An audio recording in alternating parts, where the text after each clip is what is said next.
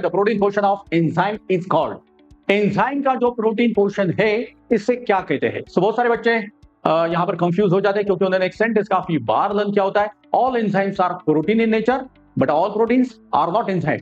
सो enzyme में protein वाला part, इसका मतलब क्या है? तो प्यारे दोस्तों याद रखो, एंजाइम में एक प्रोटीन वाला पार्ट होता है और दूसरा होता है नॉन प्रोटीन पार्ट। मान लो ये आपका एंजाइम है, ये आपका प्रोटीन पोर्शन है और ये आपका नॉन प्रोटीन पोर्शन है।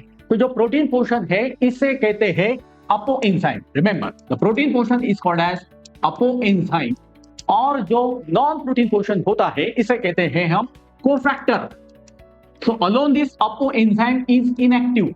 सिर्फ प्रोटीन पोर्शन होगा तो एंजाइम जो है ये एक्टिव होता नहीं, लेकिन जब कोफैक्टर उसके साथ कंबाइन होता है so this is remember active form of enzyme. और इस कोफैक्टर में भी देखो कोएंजाइम होता है, कोफैक्टर इट में बी कोएंजाइम, मेटल आयन या फिर प्यारे दोस्तों हो सकता है आपका prostatic group. Prostatic group I hope तो कि ये सब चीजें आपने बायोलॉजी में पढ़ी होगी।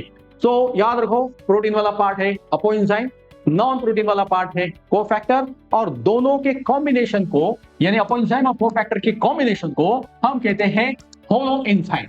रिमेंबर यहाँ पे जो क्वेश्चन आपको पूछा आई होप तो किया उसका आंसर आपको अभी समझ में आया है।